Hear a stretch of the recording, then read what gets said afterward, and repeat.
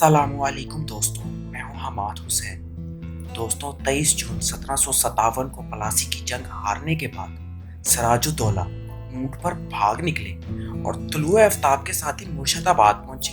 اگلے ہی دن Robert Clive نے میر جعفر کو ایک نوٹ بھیجا جس میں کہا گیا تھا کہ میں آپ کو اس فتح پر مبارکباد دیتا ہوں۔ یہ فتح میری نہیں ہے، مجھے امید ہے کہ آپ کو نواب بنانے کے اعلان کرنے کا اعزاز مجھے حاصل ہوگا۔ اس سے پہلے صبح سویرے گھبراہٹ اور تھکاوٹ کا شکار لگنے والا میر جعفر برطانوی کیمپ میں اپنی موجودگی درج کر رہا تھا تو برطانوی فوجی انہیں کرنل کلائیو کے خیمے میں لے گئے۔ کلائیو نے میر جعفر کو مشورہ دیا کہ وہ فوری طور پر دارالحکومت مرشد آباد کی طرف کوچ کر جائے اور اس پر قبضہ کر لے۔ انہوں نے آگاہ کیا کہ میر جعفر کے ساتھ ان کے کرنل واٹس بھی جائیں گے۔ کلائیو مرکزی فوجی کے ساتھ ان کے پیچھے آ گئے اور انہیں مرشد آباد تک پہنچنے میں 3 دن لگے۔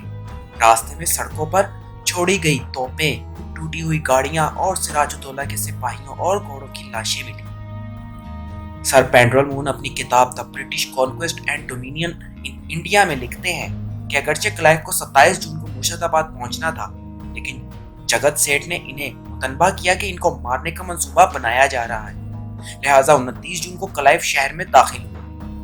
میر جعفر نے شہر کے اہم داخل دروازے پر ان کا استقبال کیا۔ یہ رابرٹ کلائیو ہی تھے جنہوں نے میر جعفر کو تخت پر بٹھایا اور انہیں سلامی دی۔ پھر انہوں نے اعلان کیا کہ کمپنی میر جعفر کے اقتدار میں کسی بھی طرح مداخلت نہیں کرے گی اور صرف تجارتی معاملات پر نگاہ رکھے گی۔ انگریزوں نے اس جنگ کے 180 سال بعد تک یک طرفہ طور پر ہندوستان پر حکمرانی جاری رکھی۔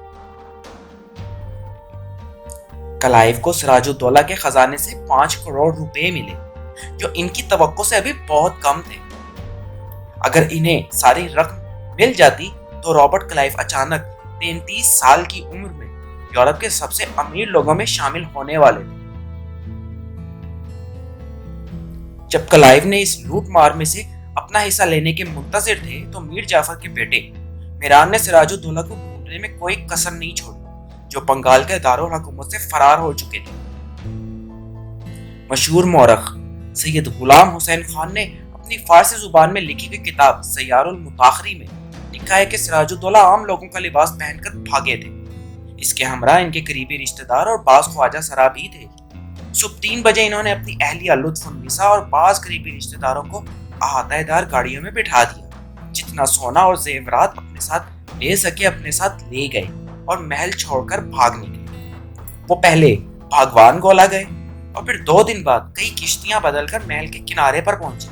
یہاں وہ کچھ کھانا کھانے کے لیے ٹھہرے۔ انہوں نے ایک کھچڑی بنوائی، وہ اس لیے کہ انہوں نے اور ان کے ساتھ سفر کرنے والے لوگوں نے 3 دن سے کچھ نہیں کھایا تھا۔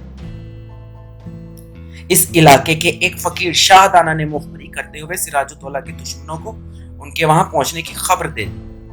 وہ دشمن جو انہیں ڈھونڈنے کے لیے دن رات ایک کر رہے تھے، یہ خبر ملتے ہی میر جعفر کے داماد میر قاسم نے دریا عبور کیا اور سراج الدولہ کو اپنے مسلح افراد کے ساتھ گھیر لیا۔ سراج الدولہ کو 2 جولائی سن 1757 کو گرفتار کر کے مرشد آباد لایا گیا۔ اس وقت رابرٹ کلائیو مرشد آباد میں موجود تھے۔ وہاں پہنچنے سے پہلے ہی انہوں نے فورٹ ولیم میں اپنے ساتھیوں کو خط لکھ دیے تھے۔ اس میں سے ایک خط میں انہوں نے لکھا کہ مجھے امید ہے کہ میر جعفر نواب کے ساتھ اسی محبت کا اظہار کریں گے جو ان حالات میں ممکن ہے۔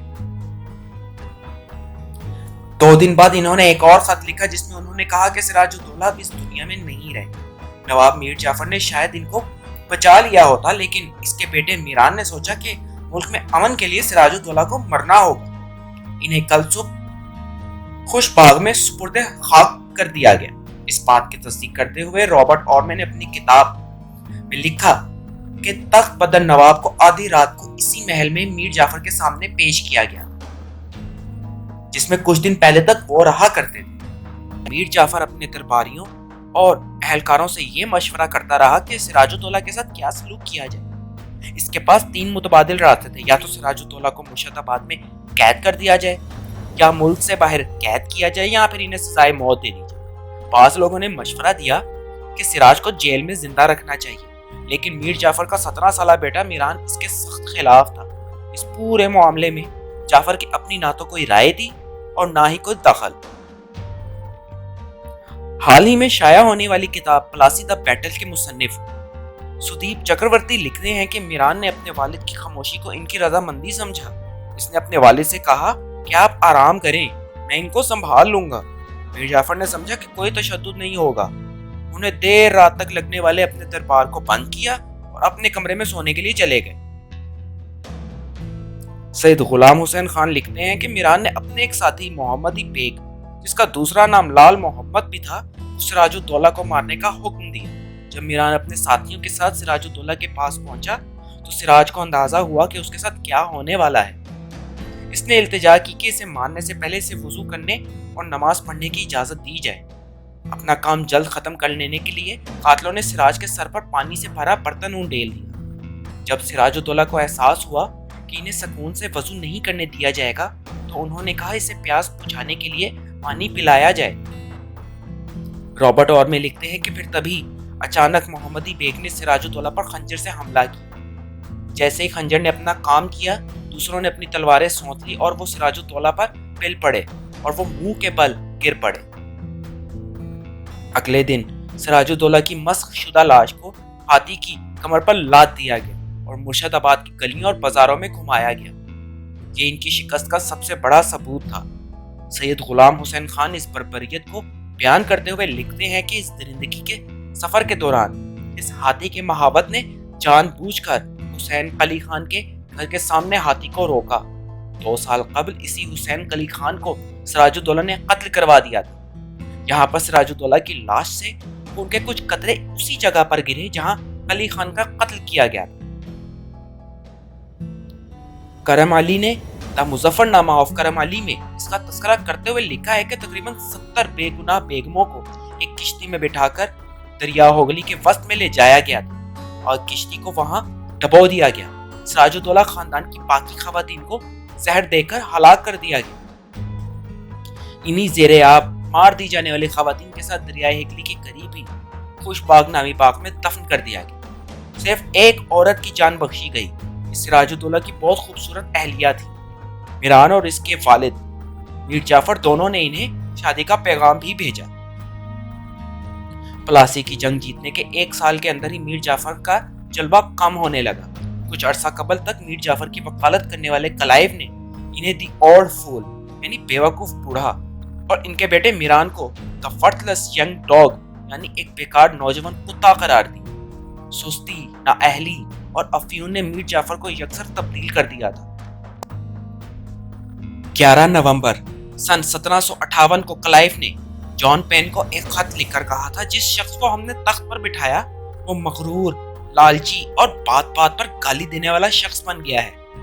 اپنے اس رویے کی وجہ سے وہ اپنے عوام کے دلوں سے دور ہوتا جا رہا ہے۔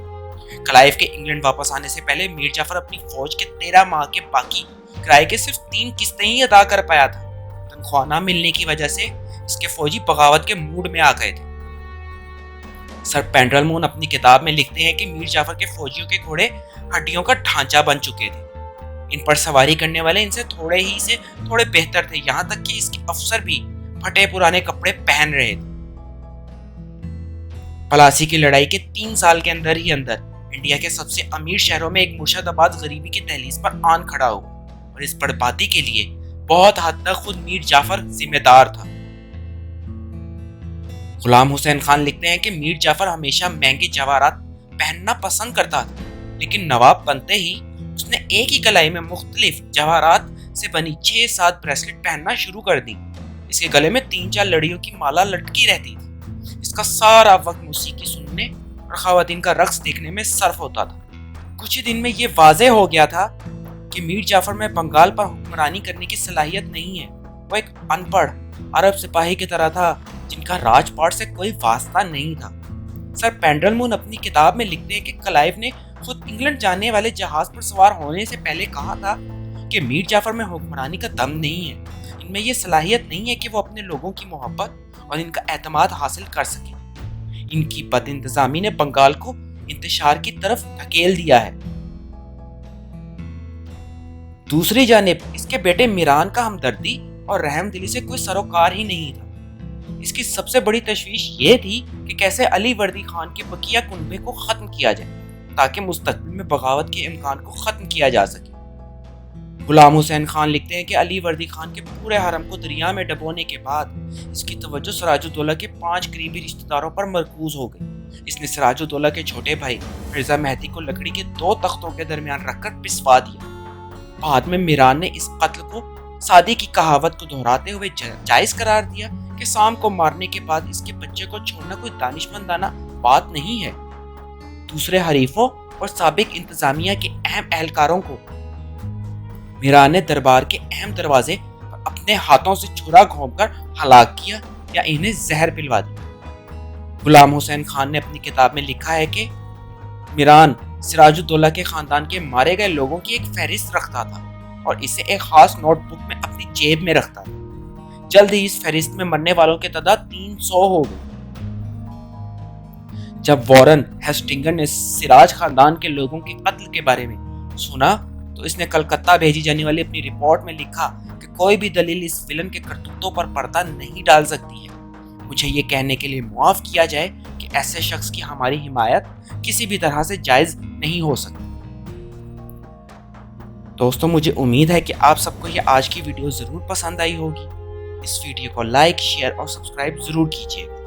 اگر زندگی نے وفا نبھائی تو یہ ناچیز آپ سے ملے گا اگلی ویڈیو۔ اپنا اور اپنی فیملی کا بہت سارا خیال رکھیے گا۔ اللہ حافظ۔